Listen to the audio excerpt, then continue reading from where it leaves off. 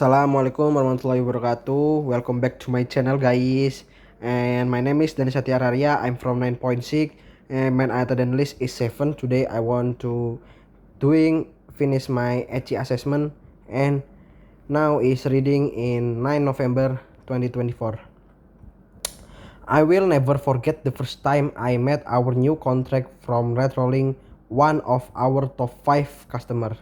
I had traveled to their office to meet him in person, talk about the history of our company together and define a shared vision for future KO operation.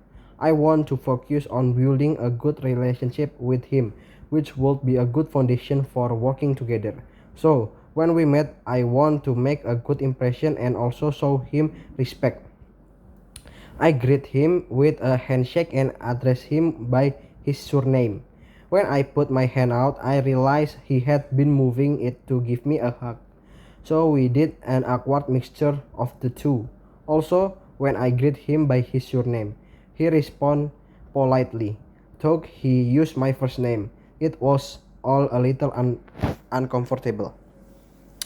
In this situation, I guess I made assumption about the level of formality he expect, even though he had never met me before.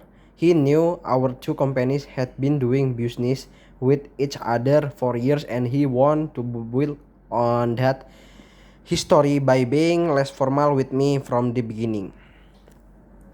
The real learning here for me was that I shouldn't assume we all have the same ideas about meeting people for the first time. I had never worked with a virtual team on an international project before. It was quite exciting though also challenging to work with people from different countries, many of whom I would never actually get to meet in person. There were a lot of things that were different about working in the same office and it was quite challenging at the beginning.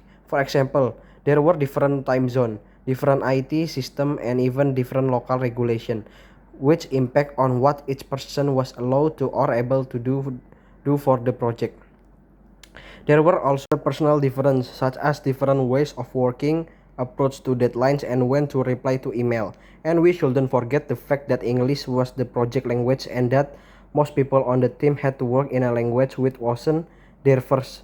A positive of this was that it meant that everyone, including the native English speaker, had to make the effort to communicate clearly and clarify their own and everyone else's understanding.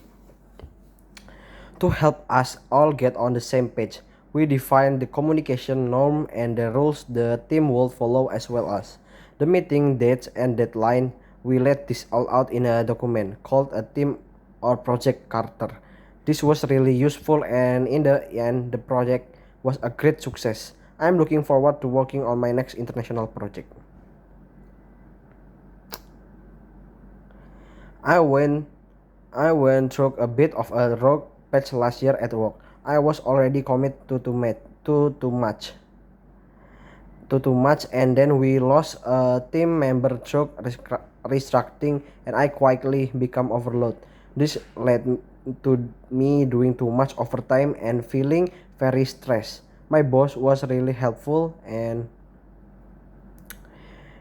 she pushed back against the unrealistic target that had been set for our department. She also introduced me to the SMART approach to goal setting in an acronym SMART. You used it to create goals that are specific, measurable, achievable, relevant, and timely. I used this approach to deal with all of the things that were overloading me. It helped me to prioritize some tasks, to do some later and to drop some completely. I often use this approach now and feel much more in control of my time and workload. Have you ever missed a flight or had one cancel? I did. It happened to me last week. My flight home from a business trip was the last one of the day and we were told it was going to be delayed. That's always a risk the end of each day. The ground crew kept extending the delay until eventually they canceled the flight completely. They then told us to go back through the airport to the departures area to talk their agent who would organize hotel for everyone and rebook us on the following day's flight. As soon as they made the announcement about the cancellation, I knew I had to think quickly as it would not be likely that the flight would have capacity to take everyone from my cancelled flight. I hurried back to through the airport and was one of the first to make it to the desk.